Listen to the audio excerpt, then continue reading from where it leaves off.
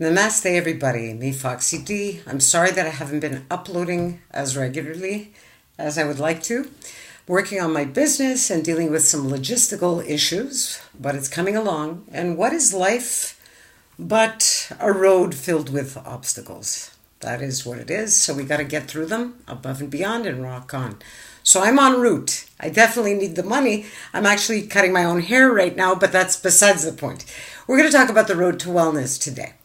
So what I use as a template to the road to wellness is the native medicine wheel. Now, what is it? I'll explain. There's more than one part or two parts to us, the mental and the physical. There are four parts to who we are, whether we acknowledge it, recognize it or not. Here we go. We have the physical, the mental, the emotional, and we have the spiritual as well. Now, I'm neither a theologist nor a physicist, nor am I an exercise therapist. I'm just a person who's gone through a lot of interesting experiences, some of which were very unpleasant, including the mobbings. So I'm here just to impart certain knowledge to you that you can take or not, and I hope you listen to some of what I have to say. So I'm going to start with the physical. In terms of part one of the road to wellness, because I think it's one of the easiest things that we Westerners can relate to. We know we're here, we see, we touch, we are physically here and present. So what happens during a mobbing that affects us physically? Well, we have an overload of stress. It's an undue amount of stress, which causes in most of us a fight or flight or freeze response. So that is there to protect us. When there's a threat, our animal part, because we are human animals, that instinct kicks in. So certain hormones are flooding your system. Those hormones can be everything from cortisol to adrenaline. And if you're in overdrive, because you're constantly in this threatening environment where you feel unsafe and insecure, guaranteed there are going to be certain manifestations and in all areas. But we're going to deal with the physical today. Now, this is some advice that I wish I would have followed during particularly the last mobbing, and I didn't. But I'll tell you what it is. Exercise. It's very simple. Exercise. How much exercise? Well, I'll tell you this. At least 15 minutes a day. At least. So that means, okay, when you come home, chill out a little bit. You want to eat a little something, exercise. Make that room to exercise if you're not already a person who has that fit into their schedule. I'm going to tell you the types of exercises that I think are extremely useful. You can Google them. I'm not going to demonstrate them for a variety of reasons. Like I said, I'm not an exercise therapist, but I do these religiously. I started doing them after my mobbing, and I'm getting better and stronger. Even though every so often I will slip up and certain things will happen. But I just continue doing them. And I know that by virtue of doing them and increasing the time in which I do them and sometimes the resistance, depending on the type of exercise, I'm building strength. So here we go. Exercises that I consider excellent if you're going through a mobbing. One, core building exercises. The stand, the plank are really good ones to start off with. If you can only do them for 10 seconds, do them for 10 seconds. Aim for a minute per exercise. If you can only do one of each, do one of each. Crunches. Crunches are excellent. Don't do full sit-ups. Sometimes they're pretty bad for your back.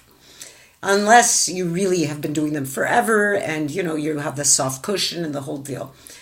Core building exercises I recommend, not only because I have back issues. And had I had a stronger back, because my back was a weak spot and a problem for me, maybe I wouldn't be dealing with long-term effects. And my road to wellness would be a lot shorter. But no matter, I didn't do it, but I recommend that you do. There are a few reasons for this. Another thing that happens physiologically when you're in a mobbing, to a lot of people, yes, the back issues happen, IBS happens. So you'll go through bouts of constipation, sorry, it is what it is, and diarrhea. So how do core exercises won't stop that process from happening? Eating well will stop that process from happening, or not stop it, but maybe mitigate it. But what this does, because the IBS will weaken you, and when you're weakened, you tend to slouch. you're tired from the mobbing because all of these hormones, like I said, are rushing through you. And sometimes you can't sleep very well at night. And it's normal. You're going to be obsessing over all these thoughts, or likely you'll be doing that, which is horrible. You're going to carry all this bad energy. It does affect you physically. It affects you physically, and it's almost like it's the start of burnout.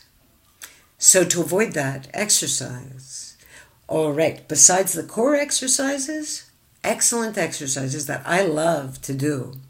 And I wasn't the exerciser, but what I've grown to love is kickboxing. Now, I have to be very careful because of my lower back, but so I build my back, but I do these kickboxing exercises, and I love them, and I spar with my spouse, and it's incredible. Why? Because it allows me to release that energy. Now, I carry this energy normally. It's a long story, but I carry a certain amount of energy that, I like to dance. I had a lot of joy in me, but I've been through a lot of negative experiences in my life as well. So I'm a bit of a lion heart inside.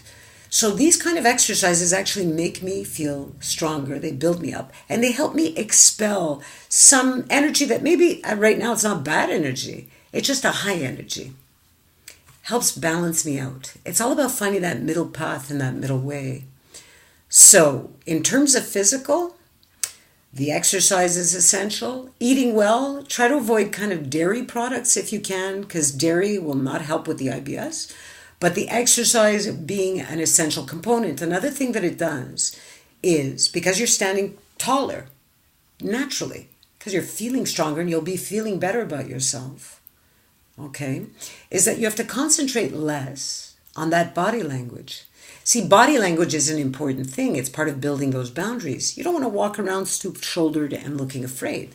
You want to walk through hell like you own that place. So this helps you do that without having an extra thing to think about as you're going through it. So I hope that was helpful for some of you. I know it's not, it's common knowledge and information, but really if you're going to start somewhere, start with the core exercises to begin. Stretching exercises as well. I didn't mention the yoga. I'm going to actually touch upon that when it comes to dealing with the spiritual. But stretching exercises, you have to stretch before you start the exercise as well. I'm going to post some links at the bottom of this video, maybe not immediately. Got some work to get back to. And again, if I haven't written you back, I will very shortly. And I wish you the best love, respect, and strength. Foxy D, namaste, until the next time.